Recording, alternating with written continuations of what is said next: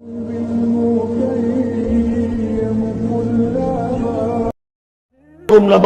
4 آیتیں ہو گئی ایمان باللہ پر، اگرچہ اسی میں مضمر ہے ایمان بالآخرہ بھی، معاد بھی۔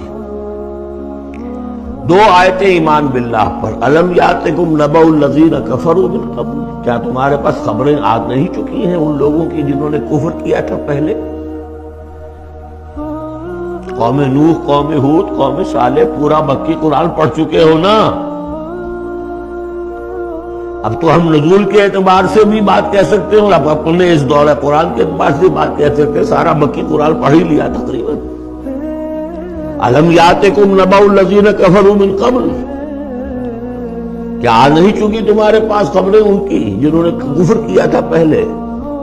اب اس کا تجزیہ کیا ہے، فذاقوا وبال امرہم، انہوں نے اپنے معاملے کی سزا چکھ لی، دنیا میں ہلاک کر دی گئی۔ وَلَهُمْ عَذَابٌ عَلِيمٌ، اور ابھی ان کے لیے عذاب علیم منتظر بھی ہے۔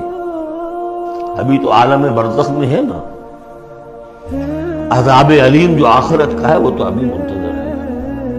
اعد اللہ لہم عذابا علیما، اللہ تیار کر کے رکھا ہوا۔ تجزیہ اگلی آیت میں، ذالک بأنہ کانت تأتیہم رسلہم بالبینات، یہ اس لیے ہوا کہ ان کے پاس ان کے رسول آتے رہے واضح نشانیاں لے کر، واضح نشانیاں، واضح معجزے بھی اللہ نے جس کو دیے۔ فقالوا، تو انہوں نے کہا اب بشر یہدوننا، کیا بشر انسان ہمیں ہدایت دیں گے؟ فکفروا، اس پر کفر کیا انہوں نے۔ وتولوا، اور ہم الذین، اب یہ عداوت کا جو ہے ان کا جو نقشہ ہے، یہ واقعات پیش کیے جا رہے ہیں۔ ایک غزوے سے واپسی پر 2 مسلمانوں کی بھی لڑائی ہو گئی، ایک مہاجر تھے اور ایک تھے انصاری۔ اب وہ پانی بھرنے پر کہیں، بلکہ ان کی بھی نہیں، ان کے خادموں کی لڑائی ہو گئی تھی۔ اس کو وہاں منافقوں نے اچھال دیا، مہاجرین اور انصار کا جھگڑا بنا دیا، اور کہا اس وقت آ کے عبداللہ ابن ابی نے، دیکھو تم نے اصل میں ہے انصارے، اے مدینے والو، یثرب والو، تمہاری مثال تو وہی ہے جو کہتے ہیں کہ سمن کلبک یا پلوک، اپنے کتے کو کھلا پلا کے موٹا کرو کہ کبھی تمہیں ہی کاٹے گا۔ تم نے ان کو جگہ دی، پناہ دی، کھلایا پلایا، اب یہ تمہارے سر کو آ رہے ہیں، غریبانوں کو آ رہے ہیں۔ خدا کی قسم اگر ہم اب مدینے پہنچ گئے تو ان ذلیلوں کو وہاں سے نکال باہر کریں گے۔ ان کی یہ جرات، انصاری کا خادم اور ایک مہاجر کا خادم لڑے ایک انصاری کے خادم سے، ہم نے پناہ دی، اپنے ٹکڑے کھلائے، ان کو اپنی جگہ دی، اور آج یہ ہمارے سروں کو آ رہے ہیں، ہمارے منہ کو آ رہے ہیں۔ یہ بکواس اس نے کی۔ وہاں موجود تھے ایک نوجوان زید بن ارقم، انہوں نے جا کے حضور کو بتا دیا۔ حضور نے بلایا، نہیں جی جھوٹ باتوں میں نے نہیں کہا ہے، یہ چھوکرے نے پتہ نہیں کہاں سے چن لیا، یہ چھوکرا کیا ہے یہ، اور آپ اس کی بات مان رہے ہیں میرے معاملے؟ خاموش رہے حضور۔ پھر یہ آیات اتر گئی۔ اب اگلی 3 آیات جو دوسرے رکوع کی ہیں اس میں اس کا علاج ہے۔ علاج جو ہے ایک پریونٹیو ہوتا ہے، کیوریٹیو۔ پریونٹیو یہ ہے کہ اس مرض کی چھوت نہ لگے، ٹیکہ لگاؤ، سمال پاکس کا ٹیکہ لگا دو، چھوت نہیں لگے گی۔ ایک یہ کہ اگر ہو ہی جائے تو پھر یہ ہے کہ اس کا علاج ہے۔ پریونٹیو کیا ہے؟ یا ایھا الذین آمنوا لا تلھکم اموالکم ولا اولادکم عن ذکر اللہ، اہل ایمان تمہیں غافل نہ کرنے پائے تمہارے اموال اور تمہاری اولاد اللہ کی یاد سے۔ ومن یفعل ذلک فاولئک هم الخاسرون، اور جو کچھ یہ کریں گے تو وہی خسارے میں رہیں گے۔ اب ذکر سے مراد صرف وہ ذکر نہ سمجھیے تسبیح، اللہ یاد رہے، اپنا فرض یاد رہے، آدمی چاق و چوبند رہے، اپنے فرض کی ادائیگی کے لیے کمر بستہ رہے، سب ذکر ہے۔ جہاد سے غافل نہ کر دے تمہارے مال اور اولاد، ان میں اتنا انہماک ہو جائے کہ وقت ہی نہیں، میں کیا کروں جی، وقت ہی نہیں، وقت کہاں سے آئے گا؟ آپ نے معبود بنا رکھا ہے اپنے سٹینڈرڈ آف لیونگ کو، سٹیٹس کو. سٹیٹس سمبل معبود ہے، اب اسی کو پوج رہے ہیں آپ. صبح سے شام اور رات کے اوقات میں بھی سوچ بچار اسی کی ہے، تب کہیں جا کر وہ سمبل جو ہے قائم رہتا ہے. تو کیسے ہوگا؟ اس کا جو ہے کیوریٹو ٹریٹمنٹ وہ کیا ہے؟ دیکھیے، نفاق الف اس میں ڈال دیجئے، انفاق یہ اس کا علاج ہے. ایمان کے سلسلے میں جو باتیں سورہ حدید میں آئی تھی، اب یہ پوری سورت، وہاں جو آیا تھا قتال اور جہاد اور حدید، یہ ساری چیزیں آئی تھی نا، انزلنا الحدید اور انبیاء کی بعثت کا مقصد، وہ سارا مضمون سورہ صف میں آ چکا ہے. اس کے لیے کیسے انسان آئیں گے وہ سورہ جمعہ میں آ چکا ہے. سورہ حدید میں بھی آیا تھا، هو الذی ينزل على عبده آیات بینات لیخرجکم من الظلمات الی النور. وہی ہے اللہ جو نازل کر رہا ہے اپنے بندے پر آیات بینات، تاکہ وہ نکالے تمہیں اندھیروں سے روشنی کی طرف. لیکن سورہ تغابن میں ایمانی مباحث اور جامع ترین صورت ہے. لیکن ایک بات یہ ہے کہ سورہ حدید کے بعد نمبر 2 میں سمجھتا ہوں کہ یہ سورہ مبارکہ بھی اللہ نے مجھے عطا کی. اس کے اسرار و رموز، اس کا نظم اس قدر واضح اللہ کے فضل و کرم سے ہے. آپ بھی نوٹ کر لیجئے، اس میں صرف اشارات ہو سکتے ہیں. 2 رکوع ہیں، 10 آیتیں اور 8 آیتیں. پہلے رکوع کی 10 آیتوں میں 7 آیتوں میں نریشن ہے ایمان کی، ایمان یہ ہے، یہ ہے، یہ ہے، یہ ہے. اور 3 آیتوں میں بڑی زوردار دعوت ہے، پس لاؤ ایمان، مانو ان باتوں. دوسرے رکوع کی 8 آیتوں میں سے پہلے 3 میں ایمان کے ثمرات بیان ہوئے، پہلے 5 میں. ایمان حقیقی اگر ہے تو اس کا یہ ثمرہ ہے، یہ ثمرہ ہے، یہ ثمرہ ہے. اس درخت میں اگر آم کا درخت صحت مند ہے تو آم لگتے ہیں کہ نہیں؟ تو ایمان کا درخت صحت مند ہے اگر، تو اس میں کوئی ثمرات لگیں گے، کوئی پھل لگیں گے. اذا جاءک المنافقون قالوا نشهد انک لرسول اللہ. اے نبی، جب آپ کے پاس آتے ہیں منافق اور وہ کہتے ہیں کہ ہم گواہی دیتے ہیں، ہم کہتے ہیں، ہم اقرار کر رہے ہیں کہ آپ اللہ کے رسول ہیں. واللہ یعلم انک لرسول، اللہ جانتا ہے کہ آپ اس کے رسول ہیں. اللہ سے بڑھ کر اور کون جانتا ہے کہ آپ اللہ کے رسول ہیں؟ لیکن واللہ یشہد ان المنافقین لکاذبون، اللہ گواہی دیتا ہے کہ یہ منافق جھوٹے ہیں. یہ دل سے بات نہیں کہہ رہے. اتخذوا ایمانہم جنۃ، پہلی سٹیج کاذبون کے حوالے سے یہ جھوٹے ہیں، نفاق کی پہلی سٹیج. پھر انہوں نے اپنی قسموں کو ڈھال بنا لیا. اتخذوا ایمانہم جنۃ فصدوا عن سبیل اللہ، انہوں نے اپنی قسموں کو ڈھال بنا کر اور اللہ کے راستے سے رک گئے. خدا کی قسم یہ مسئلہ تھا، میں اس لیے نہیں جا سکا، میری بیوی بیمار تھی، کوئی دیکھنے بھالنے والا نہیں تھا. انہم ساء ما کانوا یعملون، یہ بہت ہی برا کام ہے جو کر رہے ہیں. ذالک بانہم آمنوا ثم کفروا، یہ وہ لوگ ہیں جو ایمان لا کر کافر ہوئے ہیں. یہ وہ لوگ نہیں ہیں جو دھوکے ہی سے ایمان میں داخل ہوئے تھے. تھوڑی سی پونجی انہیں ملی تھی ایمان کی، آئے تھے، اس وقت بدنیت نہیں تھے. ان کی فطرت نے اپیل کیا تھا اس دعوت نے. لیکن اب جو پاؤں ان کے ہلے ہیں، وہ انہیں کیا پتا تھا کہ یہ شہادت گہے الفت ہے، یہ ثمرہ ہے. اس درخت میں اگر آم کا درخت صحت مند ہے تو آم لگتے ہیں کہ نہیں؟ تو ایمان کا درخت صحت مند ہے اگر، تو اس میں کوئی ثمرات لگیں گے، کوئی پھل لگیں گے کہ نہیں؟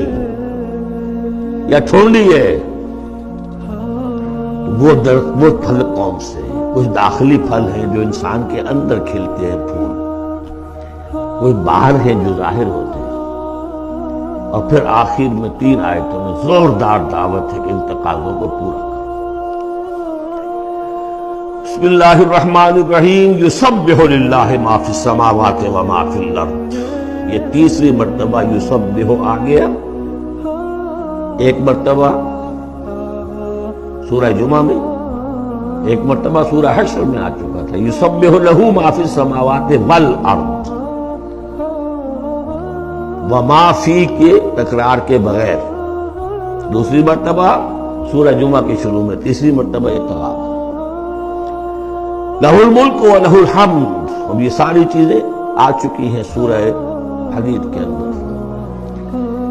بادشاہی بھی اسی کی ہے، حمد بھی اسی کے لیے، وہو علی کل شیء قدیر، وہ ہر چیز پر قادر ہے۔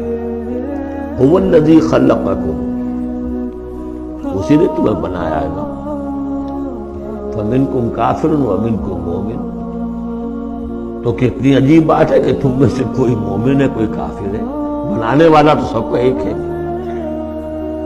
سب کو مومن ہونا چاہیے، سب کو اس کو شکر گزار ہونا چاہیے، سب کو اس کے سامنے جھکنا چاہیے، لیکن واقعہ یہی ہے، هو الذی خلقکم، اس نے بنایا تم سب کو، فَمِنْكُمْ كَافِرٌ وَمِنْكُمْ مُؤْمِنٌ وَاللَّهُ بِمَا تَعْمَلُونَ بَصِيرٌ۔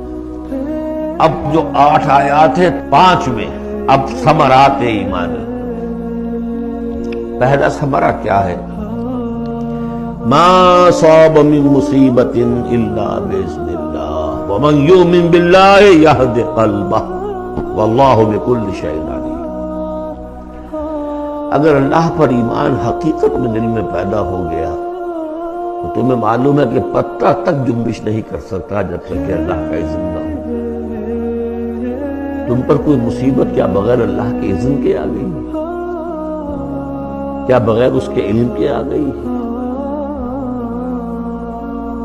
اور اگر اللہ کی اذن سے آئی ہے تو تمہارے ایمان کا تقاضا ہے کہ سمجھو کہ اس میں خیر ہی ہوگا، چاہے یہ مجھے اس وقت بری لگ رہی ہے،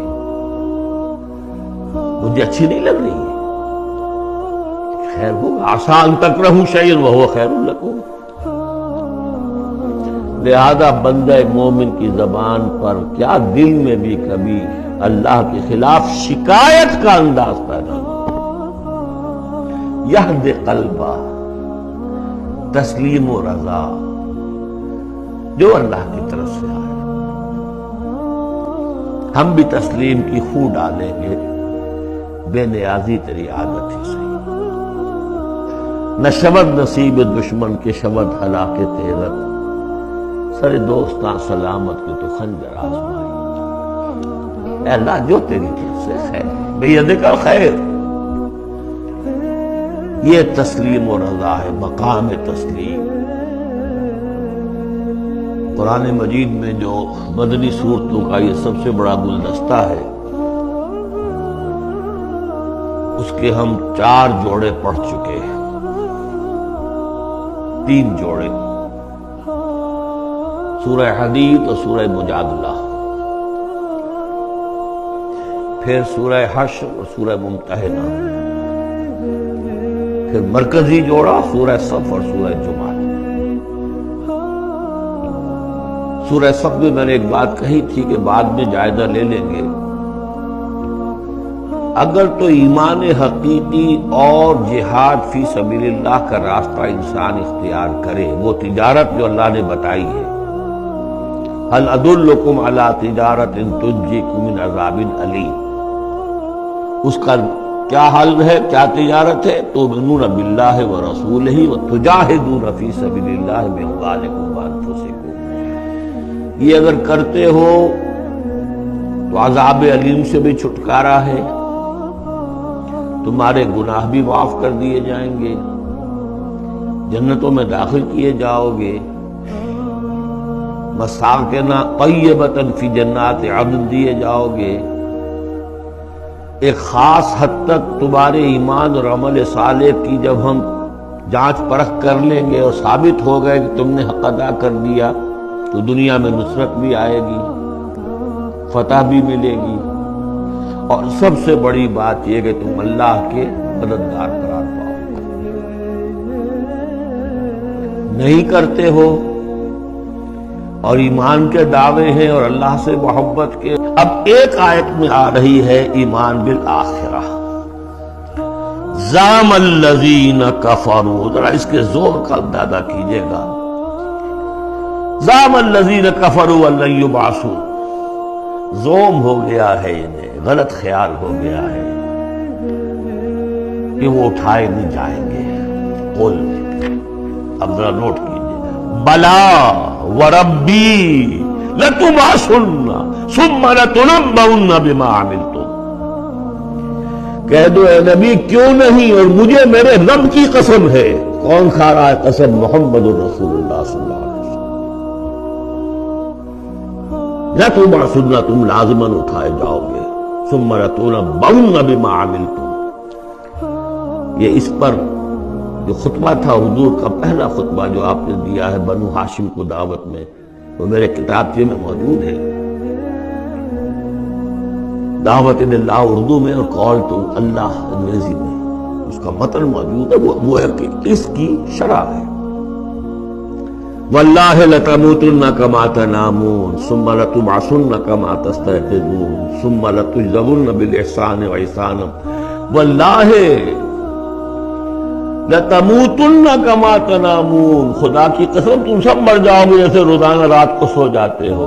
ثم لتبعثن کما تستيقظون، جیسے روزانہ صبح کو بیدار ہو جاتے ہو ایسے اٹھا لیے جاؤ گے قیامت کے دن. ثم لتحسبن بما تعملون، پھر تمہارا حساب کتاب لیا جائے گا جو تم نے عمل کیا ہے. ثم لتجزون بالاحسان احسانا وبالسوء سوءا، پھر بدلہ ملے گا بھلائی کا بدلہ برائی کا بدلہ.